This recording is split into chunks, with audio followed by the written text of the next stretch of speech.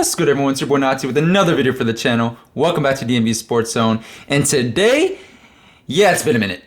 It has been a minute. I apologize. A lot going on with school, a lot going on with life in general. But I'm here, and I appreciate you guys' support. Appreciate your patience. It's been a long time since I've done one of these, me just talking to the camera, video uploads, right? Usually it's just a live stream, but no, I have a lot to get off my chest. There's been a lot going on in the NFL seasons, particularly with the Commanders, last few weeks, last few months, and I'll be diving into all that in these next 3 videos that are coming back to back to back in future days. So shout out to my DMV Sports Zone crew, Abdullah, Evan, Noah for holding it down while I've been gone. But yeah, we're back. We're back. And you guys saw the title? First thing I'm starting with is the Kirk Cousins fiasco, or whatever you want to call it. We saw the true Kirk Cousins come out last week. The Kirk Cousins that I've been talking about. And I know Abdullah made a video a couple months ago. I see our video uploads. I see the titles. I watch the videos. I know, and I'm in disagreement with a lot of Abdullah's takes, okay? Don't act like Abdullah speaks for all of us or I speak for all of us. We don't. We have our each individual perspectives. That's what makes DMV Sports Zone really great. You just get to hear from all of us. I disagree with this Kirk Cousins video instantly. I messaged him. We messaged back and forth. You know, that's our thing. That's our thing. And who was right? Kirk Cousins.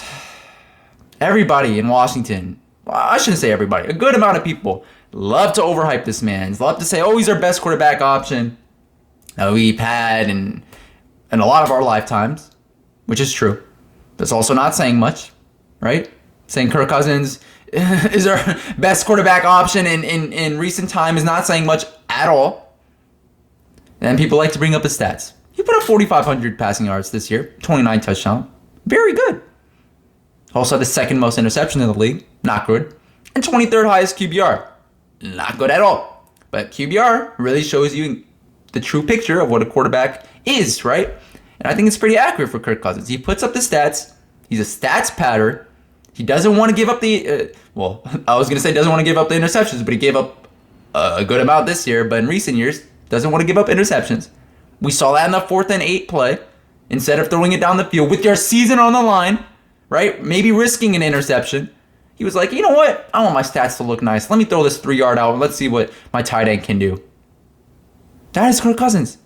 Not to mention he's terrible in prime time. Terrible in big moments. There's that Donald Trump meme where he says, turn off all the lights, turn off all the lights.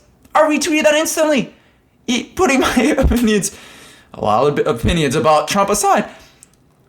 I retweeted that instantly. Kirk Cousins just fails. Like, I'm sorry. I'm not rooting for anybody to fail. In life, period. Let alone, quarterbacks, whatever.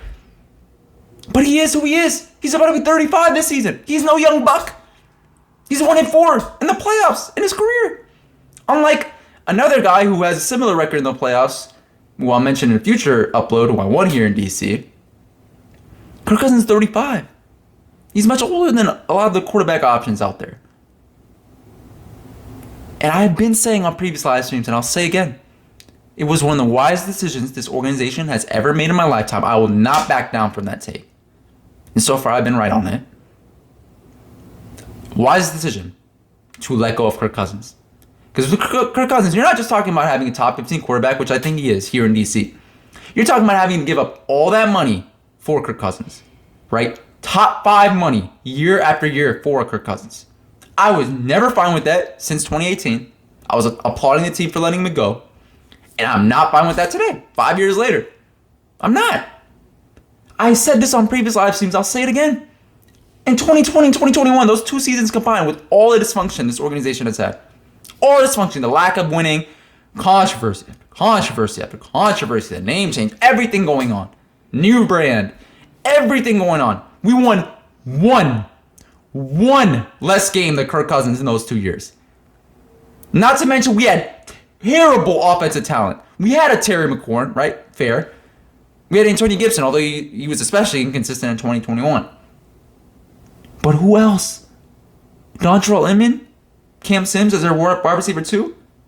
Curtis Samuel did not stay on the field in 2021. We had nobody. Mr. Kirk Cousins had freaking Justin Jefferson and Dalvin Cook. Justin Jefferson is likely going to go down as one of the greatest receivers of all time if he stays healthy. And Dalvin Cook, 2 all-pro talents. Not to mention Adam Thielen, who's, yes, he's been injured previous years, but he's still a pretty serviceable receiver. You know, they have a good tight end group. Some options, I should say. Some pieces on that defense, even while their defense has not been great the last couple of years, which I'll get to a little bit later. He won one more game in those 2 years. And then people are going to say, oh, what Nati? What about this year? You can't forget about recent memory. 12 games, 12 wins. Oh my gosh. Are we going to forget that the Vikings won the most, set an NFL record for the most games won, one possession games won? Are we not going to forget about that? And how the season is a fluke? And how I expect major regression on the Vikings next season? Right? And I think they show that they were a fluke with the way they ended the season and the way they, in the regular season, the way they ended the playoffs. They sucked. Like, Kirk Cousins puts up the stats, guys, but he's not a winner. He's not a winner. Stop being confused. Stop being hoodwinked, bamboozled, run astray, run amok, whatever you want to say. Stop it. Kirk Cousins not it. Abdullah, I'm talking to you, bro. He's not it. He's not it. He'll put up the stats. And then people are going to say, oh, what about the defense? Minnesota Vikings couldn't field a good defense for him in all of his years in Minnesota. First off, first couple years, wasn't too bad, but I'll give you that. Defense wasn't great over his entire career in Minnesota. We're going to forget the fact that one of the biggest reasons why I did not want to re-sign Kirk Cousins for all that money is because of the fact that you won't be able to sign defensive studs because all of your money is going to the quarterback position for a mid option, might I add, at quarterback. We're going to forget how that affects the defense. We're going to forget how the 2021 Washington football team defense was atrocious too. And we still won 7 games. Only one less than the 8-9 record that Minnesota had in that same year. We're going to forget that. Kirk Cousins needs everything to be perfect. Everything to be perfect. Everything to be perfect to have playoff success. To get into playoffs and have playoff success. And even this year, when a lot of things were going his way, 12-5, I believe was the record, something like that. No playoff win. No playoff win. They lost against an inferior team in the playoffs. Inferior record, at least. Kirk Cousins is not it, guys. He's not it. Stop thinking he is.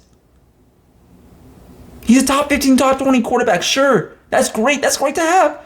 But not at the 3rd highest cap hit, which he had this season, and he's had in the last 5 years. I'm not taking that. For the same amount of wins I would have without him, I'm good. I'm good on that. Thank you. The next thing I want to say, Nati, you can't forget. What about Washington's quarterback option in the last 5 years? We've done nothing to adequately replace Kirk. See, what a lot of fans get confused is you can say that is true, which I agree, it's true. We did not adequately replace him. We're also saying Kirk Cousins not re-signing here was a great option for the team. You don't have to side with one argument over the other. You could say both things are true. And I agree, both things are true. You're talking about going with check down Godfather, the check down Godfather in 2018 with Alex Smith. I didn't like the move at the beginning. Obviously don't like it now. Right?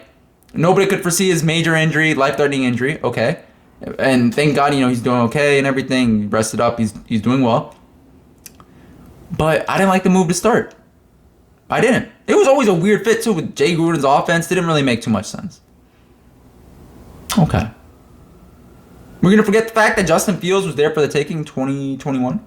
We're going to trade it up for him just like the Bears did. We're going to forget about that. Bears had a pick, I believe, around where we were picking, late first round. We're going to forget about that? Are we going to forget about how Jalen Hurts was there for the taking second round 2020? And I know, speaking of Jalen Hurts, maybe I'll make this a future video. We'll see. But wow, oh wow, how a lot of people out there were wrong about the whole Carson Wentz is better than Jalen Hurts take last offseason. People were clowning me, saying I should switch to Eagles green colors or be an Eagles fan for saying Jalen Hurts was going to be an MVP candidate this season. And Carson Wentz, I said from the beginning, terrible option for this team. They yet again showed that it was a terrible option for this team. That's another story for another day. But we could have got a Jalen Hurts in the second round. Lamar Jackson was there for the taking in 2018. If you want to go years back, 2018, 32 overall pick by the Ravens. He was there for us. We were too scared to draft him because he didn't fit the mold of a traditional NFL quarterback. Speaks of typical Washington, right? But also doesn't, because 2012 we had RG3. Maybe we were too scared because of everything that went on with RG3 in that situation, right?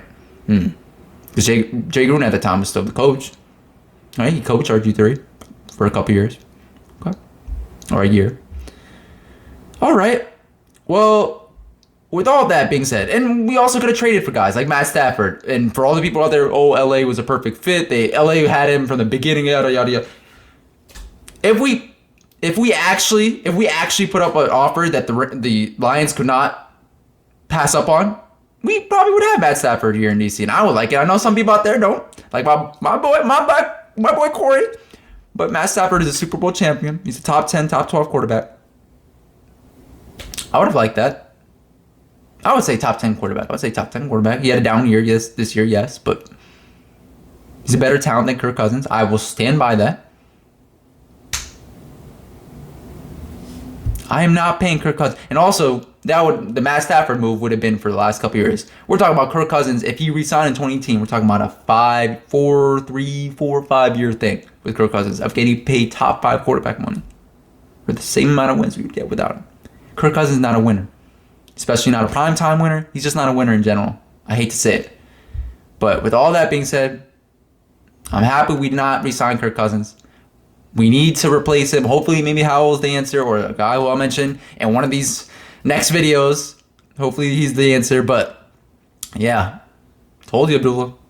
With that being said, please make sure to like, comment, subscribe to the DMV Sports Zone channel. We like to post fire content like this as much as possible. Also, go follow our Twitter page, which has been going up in numbers this week at DMV Sports Zone. Instagram page, all lowercase DMV Sports Zone. And our TikTok at DMV Sports Zone as well. Appreciate you guys. Appreciate all my DMV Sports Zone co-hosts for holding me down, especially, but all you guys for watching the videos. I saw one of Abdullah's videos blew up. I saw, the TikTok blow up. Like, a lot of great things have been happening for this channel, while I've just, haven't been able to make these consistent video uploads. But appreciate you guys. Love you guys. From the bottom of my heart.